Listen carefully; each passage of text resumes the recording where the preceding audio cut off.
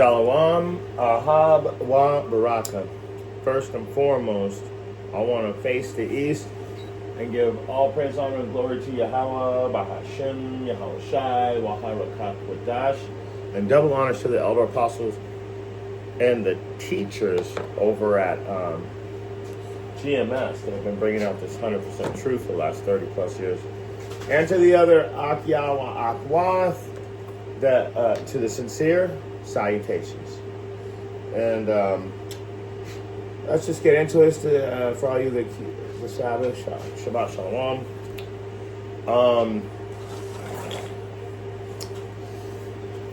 I noticed that in the news that a lot of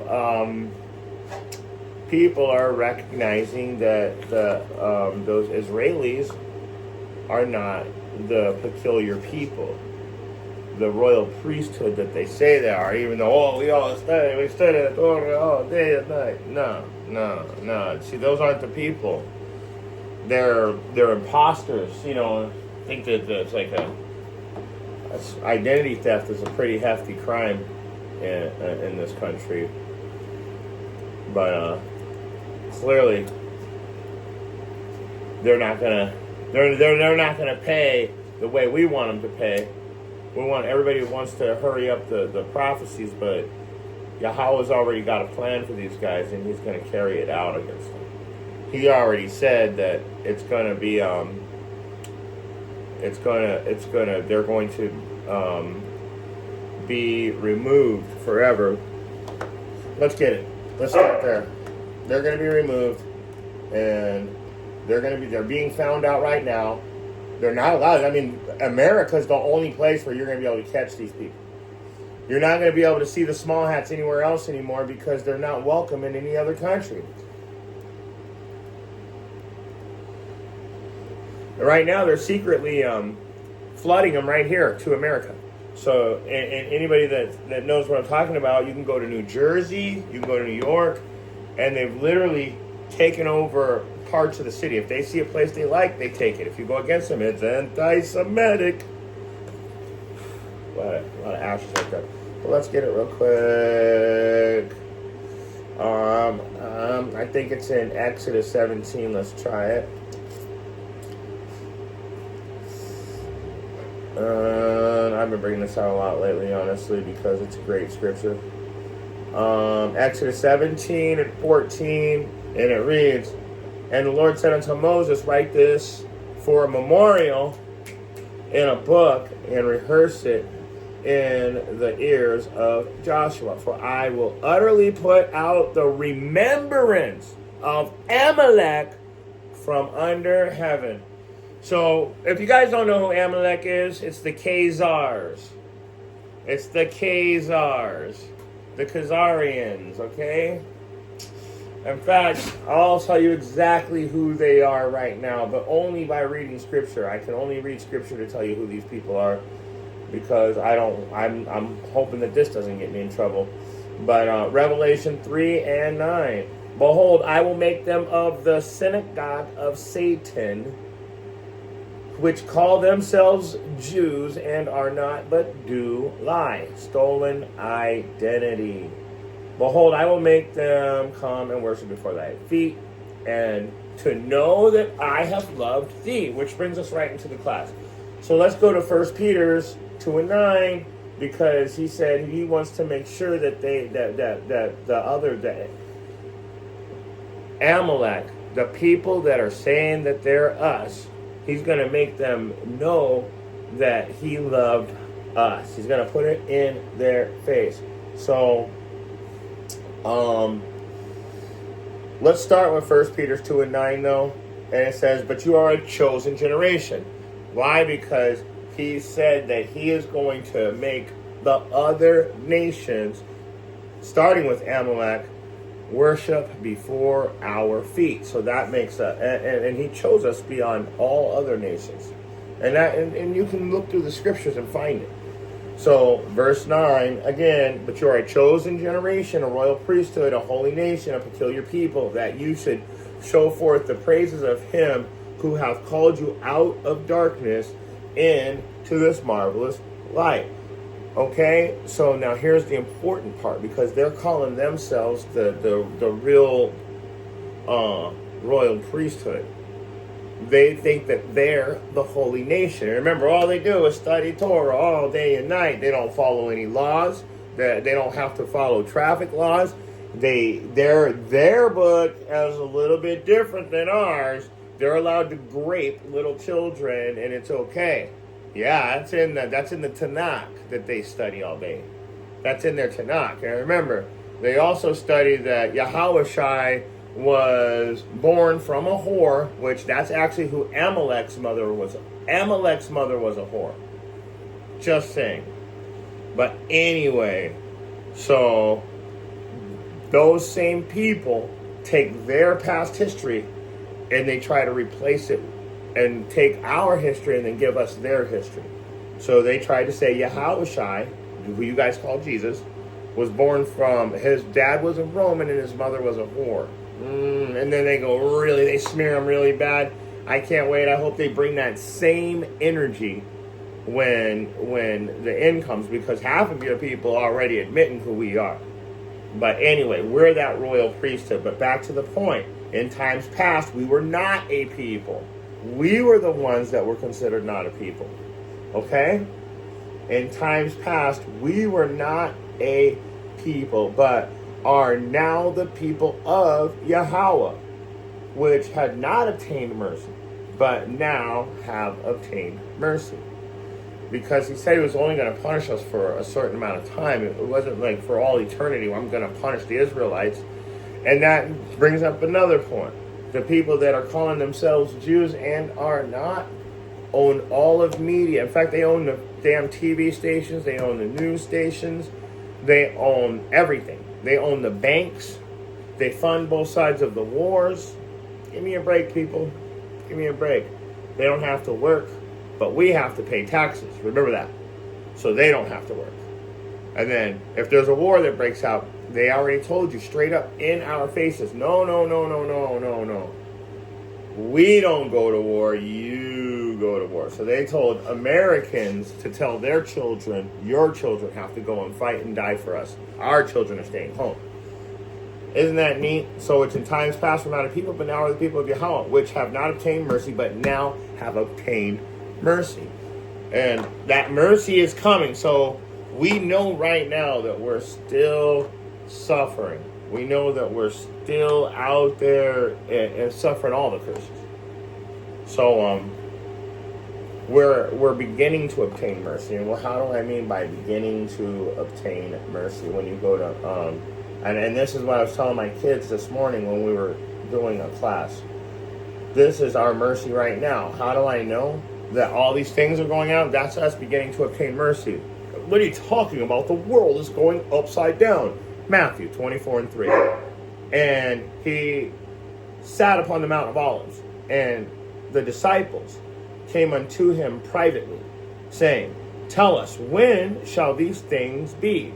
And what shall be the sign of thy coming and the end of the world? What? The sign of thy coming. That's our mercy. That's salvation is of the Jews, right? So how is it that these guys own everything, but salvation is for those people that need to be saved? So he's coming to save us. That's how I know our mercy is near.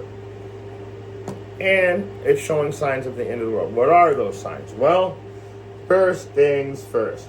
Let's jump to verse 5.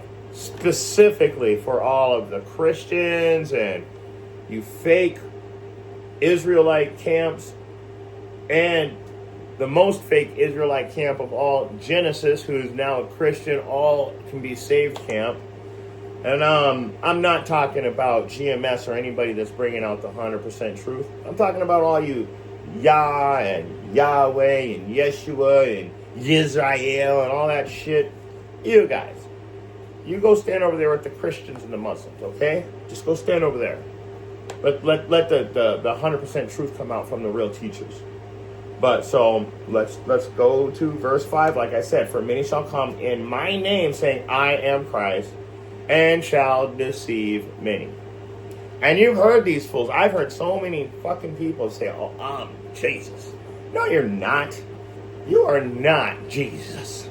And if you are, you're gay. I'm not trying to say it like that, but Cesare Borgia killed his brother because he wanted to be incestual with his sister. And I'm pretty sure his dad fucking got a piece of that too. It was a pretty nasty family. You can look them up on Netflix. It's a true story. And that's where you get your Jesus from. Here, I got a picture of him right here. This guy right here. You get this guy? This guy right here? He's a fucking Netflix special. That's a Netflix special right there. And yeah, that guy right there, he killed his brother so he could be incestual with his sister. Yeah. That's not our guy. That's your guy. So many will come in my name, saying I am Christ, and shall deceive many. Did you see that? Did you see that over there? I brought that over, and how many of our own people want to see Jesus come and save them more than Yahweh, Bahashem Yahweh Shai? Amazing, right? Amazing. But I said this is our salvation. And only 1/3 is going to be saved anyway. Only 1/3 will be saved. So, first, let's keep reading. Verse 6. And you shall hear of wars and rumors of wars. See that ye be not troubled, for all these things must come to pass, but the end is not yet. Look at Trump. Look at all these guys. And you hear rumors of wars, and we see in the wars. And that's not the end. And these guys, like, a lot of times, it's really crazy, but they'll start these wars just to distract you from things like, I don't know, pedophilia. What they're really doing out there in the world. We know. We all see it. Man, this is getting too smoky. Let me move these over. So anyway, so we see the wars. We hear about wars. We're not really troubled by it. Actually, we're desensitized to it at this point, so don't be troubled by it. For all of these things must come to pass. So all these things have to happen. They have to happen. That's part of the prophecies being fulfilled. Jump into verse 7, though. It says, nation shall rise against nation. Whether it's orchestrated by man or if, but really isn't orchestrated by man? No. It can't possibly be orchestrated by man because the Most High is in the works of everything. And we already know that. In fact, let's get it. Proverbs 21:1. King James Version. The king's heart is in the hand of Yahweh. As the rivers of water, he turneth it whatsoever he will. So, so you get it. The Most High has full control. That's what it's saying. He controls this whole thing. He controls everything. Going back over to Matthew now. It says, nation rise against nation, kingdom against kingdom, and there shall be famines and pestilence and earthquakes in diverse places. So we know that what is it? Before I go into famines and pestilence, I was looking for something.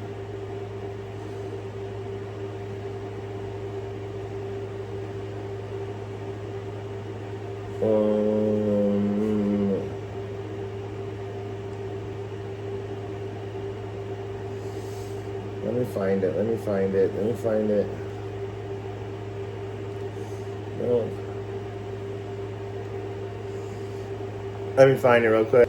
So, like I said, I found it. I found it. So, the nation shall rise against nation, kingdom against kingdom, right? And so, before we go to famines and pestilence and earthquakes in diverse places, like I said, why are those nations rising against each other? Kingdom against kingdom, nation against nation. Let's get it real quick.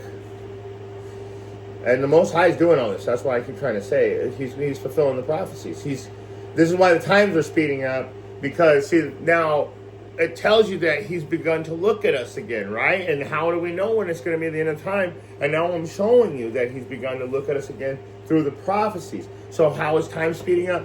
Because he's speeding up time because he is pushing the prophecies. He's getting all the prophecies fulfilled so we can get to the end. So let's go to Isaiah 45.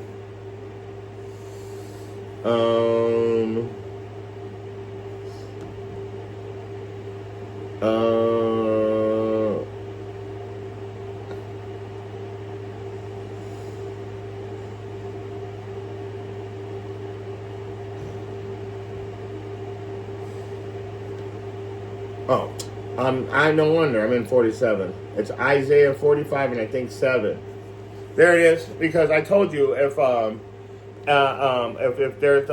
there's kingdom against kingdom, nation against nation, I'm telling you the Most High is doing all this to speed up the prophecy, right? So when you go to Isaiah 45 and 7, it says, I form the light, I create darkness, I make peace, and I create evil. I, Yahweh, do all these things. Bam! There it is. You can't deny what the scriptures say. Let's confirm that. Let's confirm it in Deuteronomy 32 and 39. And what is it? And it reads, it says, see now that I, even I, am he, and there is no God with me. Lowercase g, or however you guys do it. It's a lowercase g.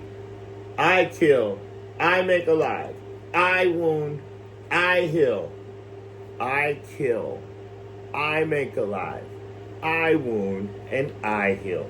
That's what the Most High is telling people. So when I say that he's speeding up the prophecies, he's producing the prophecies, he's got control of the king's heart. In other words, I make alive, I wound, I heal. Now listen carefully. Neither is there any kin that can deliver out of my hand. So who's doing all this? He's speeding up the time because he's finishing out the prophecies so we can go home. Because we're going to be saved, right? Because all Israel shall be saved. But only 1/3 on this side. So for all you guys that think that you're going to be part of this kingdom but not do any of the works, let me show you what it says in the scripture. This is Zechariah 13 and 8. And it shall come to pass that in the land, saith Yahweh, 2 parts therein shall be cut off and die. But the third, that 1/3 that I've been talking about ever since I got on YouTube, shall be left therein. So that 1/3 is going to be left. So that 1/3 are the. So when you go back over to 1 Peter's. We're going right back to the beginning now. 1 Peter 2 and 9. It's beautiful because now we know that there's only 1/3 that's going to be saved out of all this. So now when you go to 1 Peter 2 and 9, and we know it's not those people with the false identity. So now when you read it, ye are a chosen generation, a royal priesthood, a holy nation. Why? Because that 1/3 is going to come back. What do? We're apostles, prophets, and teachers. Those are the priests. Those are the priests, the teachers, the apostles, and the prophets. That's that. The holy nation is all the sincere Akiawa Akwa and the disciples, the students of the royal priesthood. All of the righteous, that righteous 1/3 equals the holy nation, a peculiar people. And see, we will show praise. We will show forth praise to him that called us out of this darkness into the marvelous light. And how do I know? Let's go over to the book of Baruch real quick. In the Apocrypha, chapter 3. And in Baruch 3 and 5, it says, remember not the iniquities of our forefathers, but think upon the power of thy name at this time. For thou art the Lord Yahweh, and thee, O Yahweh, will we praise. And for this cause, here we go, thou hast put the fear in our hearts to the intent that we should call upon thy name and praise thee in our captivity. We're still captives to this day. Can we confirm that? Yes. Let's keep reading. For we have called to mind all the iniquity of our forefathers that have sinned before thee. So what does that mean? That all of a sudden we know right from wrong again? That means you have to come back to the damn instructions to know right from wrong. That's how the fear's back in your heart, because you're back in the law. So, we have called to mind all the iniquity of our forefathers that have sinned before thee. So we're trying to break those generational curses now. Verse 8, behold, now I said I was going to confirm that we're still in captivity. Yet this day, in our captivity, we are scattered. You have scattered us for a reproach and a curse, to be subject to payments. Gas was $2.99 4 months ago. Now it's $5 a gallon. Who can afford that? It was $7 for a bag of Cheetos. $7. I don't even eat Cheetos. I hate those nasty ass fucking little poisonous little sticks of cheese. But $7. My wife was saying, I was walking in the store and I saw the Cheetos were $7. $5.99 for some mixed nuts with some raisins in them at Circle K. Subject to payment. Subject to payment on every level. Houses going up from $100,000 to $275,000 overnight. Everything we know is subject to high prices. Do you know this is pretty much one of the only places on earth where you get taxed on the land that you live in? We're getting taxed on the land. How can you build generational wealth when they want you to live in a cage? They don't want you to have anything. They believe that we should be slaves. All of us living in boxes, and they should enjoy because they have money and we don't. So, yet this day in our captivity, where thou hast scattered us for reproach and a curse, to be subject to payments, according to all the iniquities of our forefathers which departed from the Lord Yahweh. So why are we subject to payments? Why are we going through all this? Because we didn't follow the instructions. So when you go back to Deuteronomy, and it tells you in Deuteronomy, if you don't follow the instructions, that the curses are going to come upon you. And so these curses weren't meant to last forever. They were meant to teach us a lesson. So there will be a time when these curses are removed. But he clearly states in Deuteronomy 28:15, it shall come to pass, if thou wilt not hearken unto the voice of the Lord Yahweh, to observe to do all his commandments and his statutes, which I command thee this day, that all these curses shall come upon thee and overtake thee. Nah, man, the laws are done away with. Well, how fucking good has that worked out for you? How good has it worked out for you with the laws being done away with? Just saying. So, our punishment is coming to an end, and we know this, and we're about to be saved. Like I said, all Israel shall be saved, but also it tells you that we're going to be like not only saved, but we're going to be rulers over this place, and the people that enslaved us will be slaves to us. But really, what happened is our captivity's up, but they won't let us free. Just like in Egypt. Our time is up here, but they're not doing anything. So now we have to have a second Exodus. And so,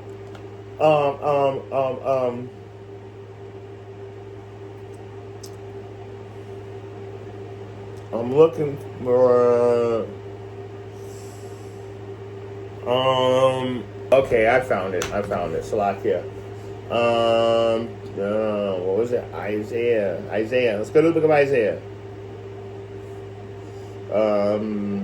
Chapter 50, and I think it's, what was it? It was,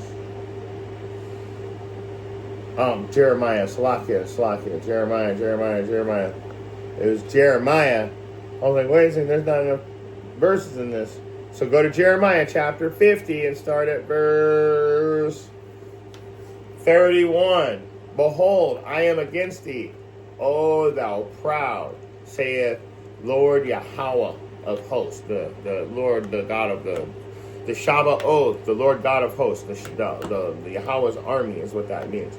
For the day is come, the time that I will visit thee. See, he's coming to visit us. And what's going to happen? And the most proud shall stumble and fall, and none shall rise him up. And I will kindle a fire in his cities. Ooh, that's happening right now. And it shall devour all round about him. So we're seeing the beginning of that. See, it's like everything's gonna.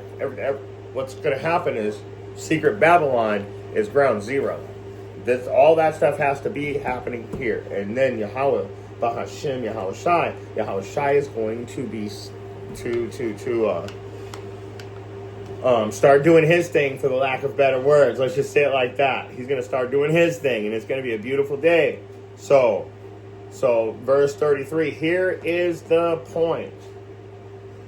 Because I told you we're going to have a second Exodus, that our punishment is over, but you guys ain't doing nothing but still trying. In fact, you've increased the oppression, and there's a reason for that too, because you know your time is short.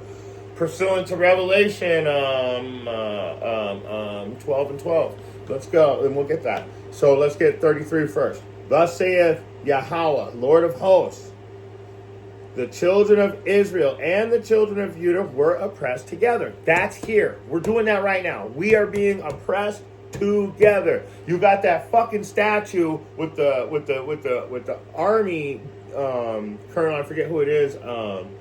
Was it Theodore Roosevelt? I forget. I could be wrong. But he has the native nation on one side and Judah on the other side. He got two slaves. And then I see a servant on a horse and princes walking on the ground. That's what that's talking about. That's a prophecy fulfilled. They put it in a statue. So, going back to it, Judah and Israel were oppressed together. And all that took them captives, all you guys that took us captives, held them fast. And they refused to let them go. And that's what's happening right now. You're refusing to let us go. You refuse to let's read verse 34. Let's read verse 34. Their Redeemer is strong. Woo! The Lord of hosts is his name. The Shabbat. That is a title for all of you dummies. That is a title. So the Lord of hosts is his name. He's saying Yahweh's army, the Shabbat. The Yahweh's army. That's his name right now. He shall thoroughly plead their case, that he may give rest to the land and disquiet the inhabitants of Babylon. So how is he going to give rest? How is he going to give rest? Let me get some rest. Let's get some rest on this place. And everybody should know this one. How's he going to give rest to the place? Isaiah chapter 66, 15. Behold, the Yahweh will come with fire, and with his chariots like a whirlwind, to render his anger with fury and his rebuke with flames of fire. For by fire and by his sword will Yahweh plead with all flesh, and the slain of Yahweh shall be many. So, yeah, that's pretty much how he's going to do it. That's how he's going to carry out that plan. So when you're wondering about things, I'll let you know right away. You guys held us fast and you refused to let us go free. I think that's exactly what happened, right? And so now you know how what's going to happen. So let's read it one more time. The Redeemer is strong. The Lord of hosts is his name. Yahweh's army, the chariots. Okay? And by fire he's going to plead with all flesh. Why? How? With the chariots. Okay? He shall thoroughly plead their case. Wow. I will go back to Isaiah 66, 15 and 16 again. We can do it all night. And there's a bunch of more verses. Isaiah 66, 15 and 16 just so happens to be one of my favorites, because if you read 17, it cooks all you Christians. It straight up tells you about how you guys go into the groves because you guys used to go and hide out to worship your goddess of fertility. But anyway, and that's your Cesare Borgia too. I told you he's got the alternative rainbow lifestyle, Cesare. But anyway, so we got a strong Redeemer. The Lord of hosts is his name. He shall thoroughly plead their case, that he may give rest to the land and disquiet the inhabitants of Babylon. Isn't that beautiful? So he's going to give rest to this land, and I showed you how he's going to do it. The only way that this land and the people and reparations and everything can be at rest is if the blood of our oppressor is poured on the land that he poured blood. That's all there is to it. And is Israel going to be saved? Of course we're going to be saved. I told you that I was going to show you, in fact, that we were going to not only be saved, but we're going to take the people that are left over after the Most High finished destroying them. Who's ever left from those other nations will be slaves. Let's get it. For the Lord will have mercy on. This is another perfect go-to verse. This is one of the coldest verses in the Bible, because you can't get around it. You can't get around it. So, and then when you think you got around it, we'll jump into verse 2. So, verse 1, for Yahweh will have mercy on Jacob and will yet choose Israel and set them in their own land. And the strangers shall be joined with them, and they shall cleave to the house of Jacob. So, in the scriptures, it says that we were made strangers. We were made into strangers. Oh, man, where is that? I keep wanting to think it's in the first Maccabees, but I don't know if it is. We were made into strangers because we didn't follow Yahweh's instruction. We were called strangers, we were called heathens, and also with transliterations, Gentiles. Okay? So, all of those names actually, according to the context, mean the same thing. Why do you think they say, in a stammering lip and another tongue, you will learn the word? Because they got it encrypted in all kinds of weirdness. So, going back to it, like I said, when we're talking about strangers, we're talking about Israelites that didn't know who they were, or ones that rejected the truth but then came back to it. Those are the only strangers. And then the ones that didn't know who they were will usually come back to the truth. And because they didn't know who they were, they don't know what tribe they belong to. Strangers. They don't know which house to go into. And there's a lot of that right now. Until further notice, this person's Judah, that person's Gad, that person's Zebulun. But we're going by landmass, not by who our true ancestors are when you look at it, because we're showing maps. So, until further notice, I'm a Gadite. I don't know what I can't even call myself really a Gadite because my grandmother's Gad, but my grandfather looks all like the epitome of what you think a Judean looks like. So for all I know, I'm Judah. But for all of my life, I was told I was Native Nation. And then I find out my grandmother is Native Nation, and she Apache from the reservation. So, okay, I get that. And she's black.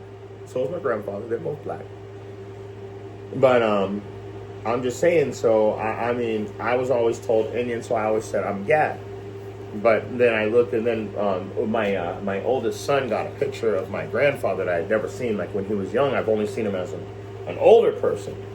And man, when you see him when he's young, you'd be like, dang, that's probably what Jacob looked like. You know what I'm saying? And so and so it was very impressive to me. So until further notice, though, I can't say that my grandfather, just because he's got melanated skin, I know I'm an Israelite due to the fact that I understand these scriptures. But I can't say exactly what tribe I'm from. Not because, I mean, I can say, well, you know, we were over here, we were over there, we were in this spot and that spot. But at the end of the day, we've been displaced to the point where we were scattered. The scattered elect to the four corners of the earth. We so happen to be at ground zero, Babylon. Okay, Getting away from that now. Moving on. I also promise you, even if you think that those strangers are other nations coming in to join us, I want to show you something. Verse 2, destroying that whole notion. It says, and the people shall take them. Who? The other nations. How do I know? Let me prove it. And bring them to their place, and the house of Israel shall possess them in the land of the Lord for servants and handmaids. That's how I know.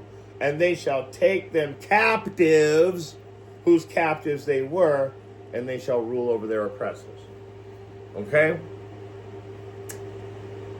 The people that oppressed us, we are going to take them into slavery and use them as slaves.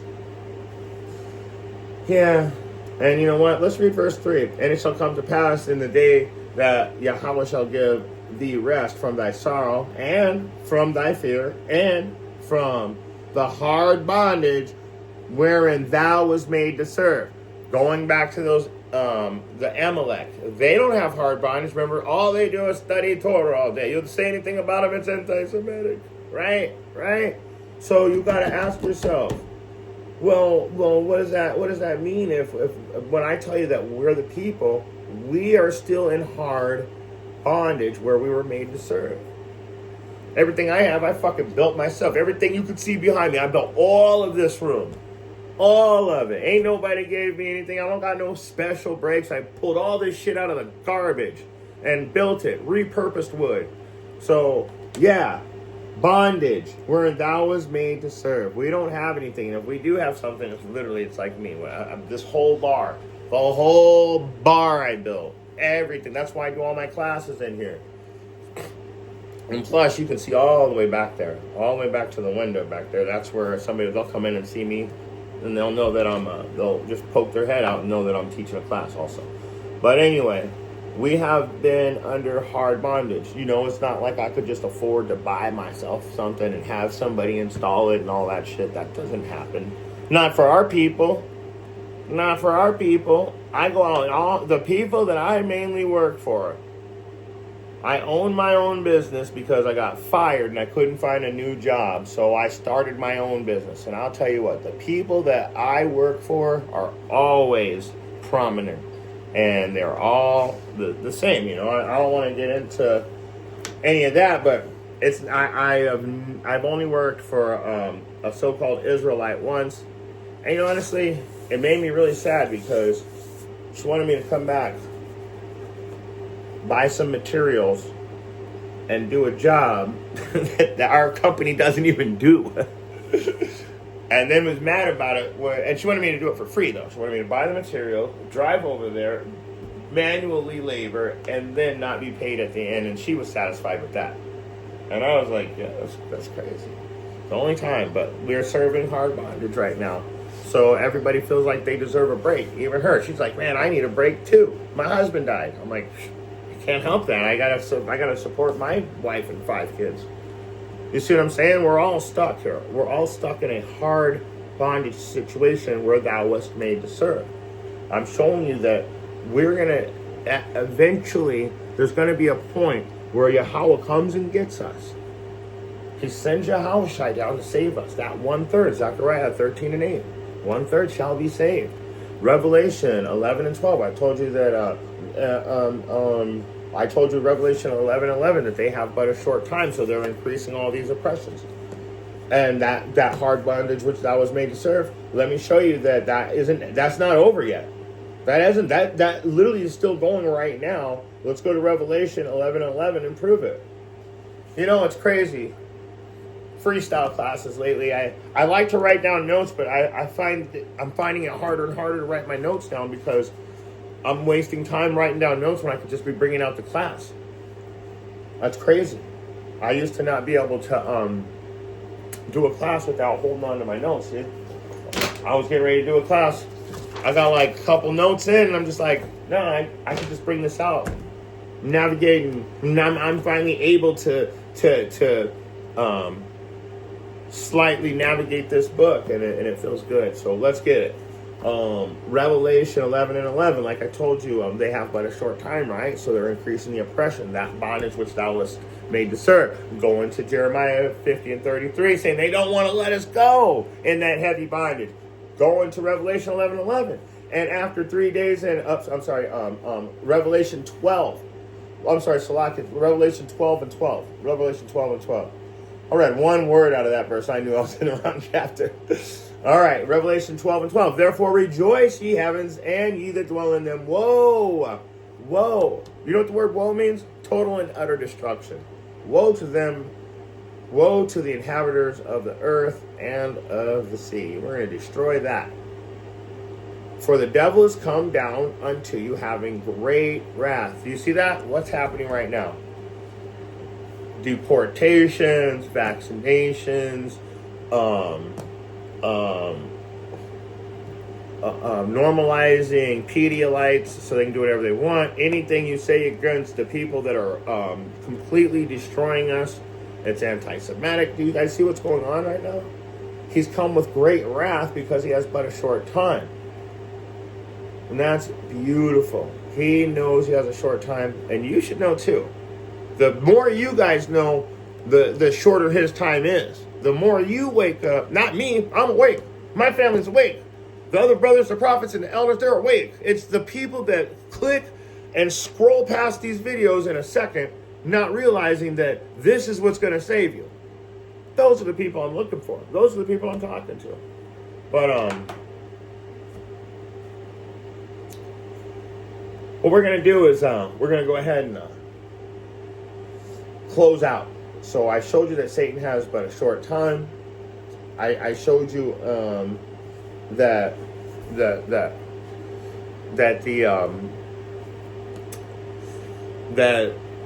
we've served great bondage, that these people don't want to let us go free. And I even said that they stole our identity. I showed you even Cesare Borgia, who you guys, I don't know how you guys believe that shit. But let me show you really quick that stolen identity, and we'll close out with that. First Maccabees chapter 3, go to verse 48, and what does it say? They got full control over the news. They got full control over media, over all media, social media. They own the banks. I told you that. So when you go to First Maccabees 3 and 48, it says, and laid open the book of the law, wherein the heathen sought to paint the likeness of their own images. I told you they're a stolen identity. Let me show you.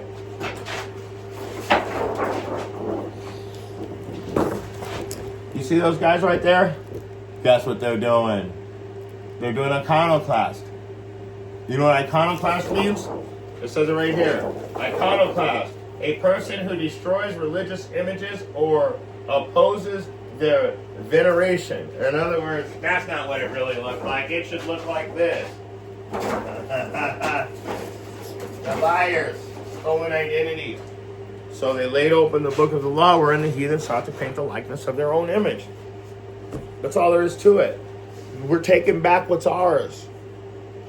We're taking back what's ours. That's why in Revelation 3 and 9, it tells you that he's going to let them know that he loved us. Bringing it, it's just a perfect circle. It's very perfect balance how it's going to work out.